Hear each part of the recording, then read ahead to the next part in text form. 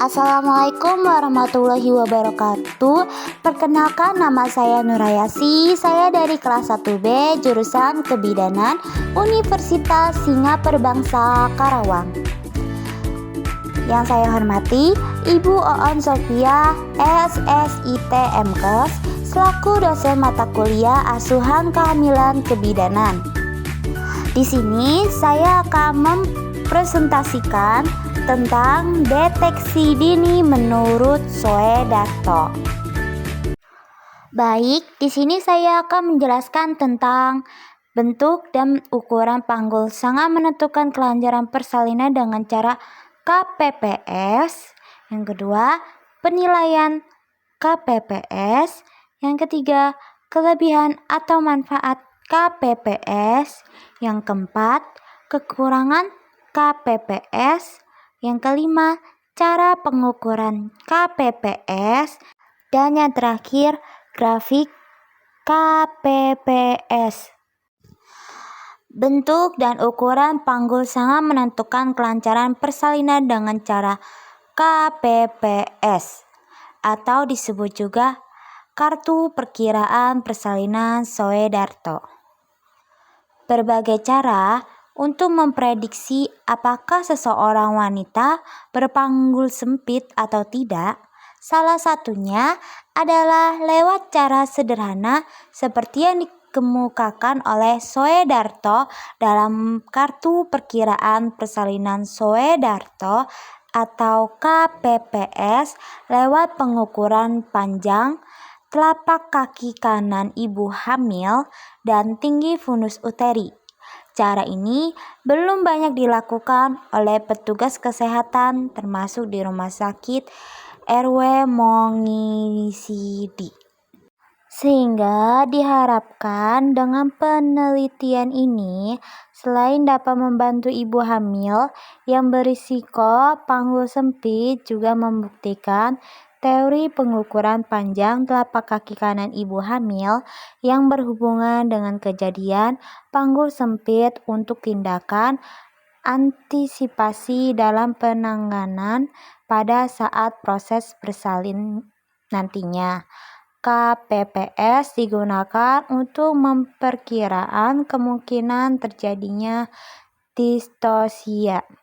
Selanjutnya ada penilaian KPPS, yaitu perpotongan proyeksi kedua pengukuran pada grafik akan jatuh pada salah satu daerah untuk menentukan terjadinya disproporsi cephalopelvic atau cephalopelvic disproportion atau CPD adalah suatu bentuk ketidaksesuaian antara ukuran kepala janin dengan panggul ibu, yang mana ukuran kepala atau tubuh janin terlalu besar untuk melewati panggul ibu.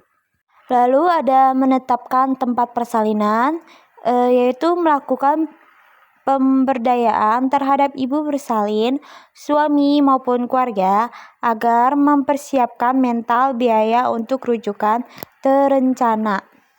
Kelebihan atau manfaat KPPS yaitu yang pertama, meningkatkan sensitivitas atau spesifitas sistem scoring mengenai cara persalinan yang dibutuhkan.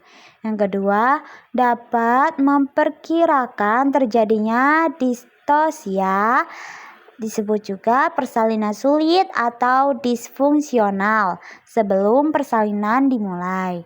Yang ketiga, mencegah rujukan yang terlambat. Lalu kemudian ada kekurangan KPPS, itu tidak bisa digunakan dengan kehamilan kelainan, misalnya hidramnion plasenta, previa solusio plasenta, dan lain-lain. Selanjutnya ada cara pengukuran KPPS. Yang pertama, pengukuran fundus dan telapak kaki kanan. Pengukuran ini dilakukan hanya pada ibu hamil atrem atau lebih dari 38 minggu, janin tunggal presentasi, kepala tanpa kelainan yang berpengaruh terhadap pengukuran hidrosepalus, plasenta, previa, dan lain-lain. Yang kedua yaitu pengukuran tinggi fundus. Caranya, ibu hamil dalam posisi berbaring, dalam keadaan kandung kemihnya kosong. Lalu siapkan alat ukur berupa pita ukur atau meteran. Dan selanjutnya pengukuran puncak fundus uteri sampai simfisis. Dan lihat hasil di plot pada sumbu tinggi fundus uteri atau FU. Kemudian yang ketiga, pengukuran telapak kaki kanan terpanjang. Caranya yaitu ibu hamil posisi berdiri tanpa alas kaki. Alat ukurnya pita pengukur atau meteran. Cara pengukurnya yaitu dari tumit sampai ujung jari kaki kanan terpanjang dan hasil diplot pada sumbu panjang kaki kanan. Nah, slide selanjutnya itu ada grafik KPPS. Grafiknya itu terdiri dari 4 area atau daerah, yaitu yang pertama hijau tua. Hijau tua menunjukkan distosia hampir tidak mungkin terjadi persalinan di rumah, masih bisa dilakukan dengan aman. Lalu yang kedua itu adalah daerah hijau muda, tetapi harus dengan pengawasan.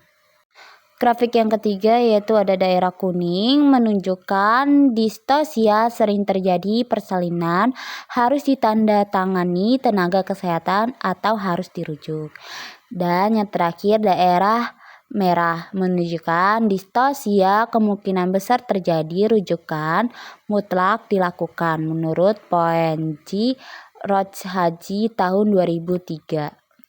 Nah, di sini ada contoh dokumentasi kartu perkiraan persalinan menurut Soedarjo.